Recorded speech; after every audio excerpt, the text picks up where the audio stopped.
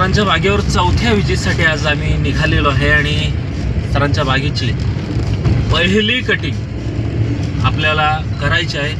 3 एकरामध्ये आपण 3000 झाडांचं प्लांटेशन केलेलं आहे. इस्राईल जर्मन टेक्नॉलॉजीमध्ये आणि 3x14ची लागवड आहे आणि आपण तिथे आज पहिली कटिंग करणार आहे. आपण जूनला प्लांटेशन केलं आणि आपण प्रत्यक्ष तिथं पाहणी करण्यासाठी आपण निघालेलो आहे. मित्रांनो, तुम्ही नवीन बागा लावलेल्या आहेत. यावर्षी नवीन प्लांटेशन केलेलं आहे आणि नवीन प्लांटेशन केल्यानंतर काही शेतकऱ्यांचे 6 महिने 7 महिन्याच्या आता आंब्याच्या रोपं लावून झालेले आहेत आणि बऱ्याच शेतकऱ्यांचे आता कॉल येत आहेत की सर बागेला मोहर आलेला आहे. तर सरांच्या पण बागेला फ्लावरिंग यायला सुरुवात झालेली आहे. ह्या वर्षी हेवी रेनफॉल झाल्यामुळं, खूप पाऊस झाल्यामुळे 2 प्रकारचा ताण बसतो. एक तर बागेला तुम्ही पाणी न देता ताण देऊ शकता आणि दुसरा जास्त पाणी झालं तरी ताण बसतो. त्याच प्रकारे ह्या वर्षी बागेंचा प्रॉब्लेम आलेला आहे आणि हे बघा अशा प्रकारे फ्लावरिंग आलेलं आहे. तर एक गोष्ट लक्षात ठेवा, बरेच लोक म्हणतायत की ते फ्लावरिंग ठेवू, 1-1 2-2 आंबे घेऊ, पण पूर्ण स्ट्रक्चर खराब होईल या झाडाचं. कारण ते त्याला तोलणार नाही. त्याला जर 1-2 आंबे सेट झाले तर त्याला तोलणार नाही आणि पूर्ण झाड वाकून जाईल.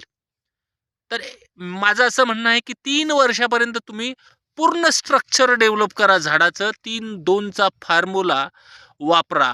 म्हणजे पहिल्यांदा कटिंग करा. ती कटिंग कुठं करायची काय हे पण तुम्हाला स्पष्ट मी दाखवतो. तर अशा प्रकारचा जो मोहर आलेला आहे तर हा पूर्णपणे तुम्ही काढून टाका हा मोहर. नाहीतर पूर्ण झाड तुमचं वीक होईल आणि झाडामध्ये नंतर मग माल फॉर्मेशन रोग किंवा इतर रोगांचा प्रादुर्भाव होतो आणि झाडाचं स्ट्रक्चरसुद्धा खराब होऊन जातं.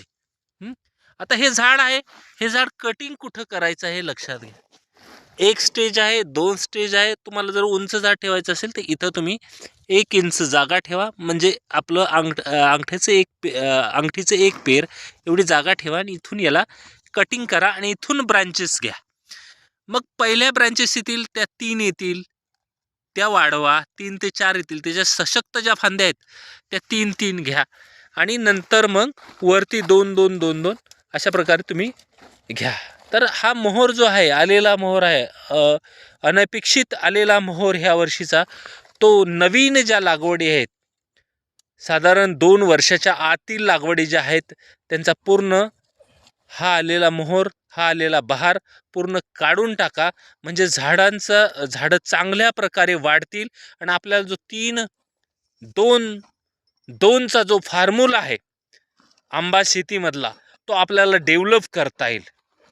तर ही फार महत्त्वाची गोष्ट आहे आणि ही तुम्ही करणे गरजेची गोष्ट आहे. तुम्ही बघू शकता की अनेक ठिकाणी फ्लावरिंग असं आलेलं आहे. तर ते तुम्ही आत्ताच काढून टाका. म्हणजे पुढं ते त्याला फळ सेटिंग होणार नाही आणि झाडाचं स्ट्रक्चर बिघडणार पण नाही आणि झाडाच्या वाढीवर पण परिणाम होणार नाही. तुम्ही हे जर केलं नाही तर झाडाच्या वाढीवर सुद्धा परिणाम होईल आणि झाडं चांगली वाढणार नाही, स्ट्रक्चर डेव्हलप करता येणार नाही. थँक्यू. जय महाराष्ट्र, जय बळीराजा.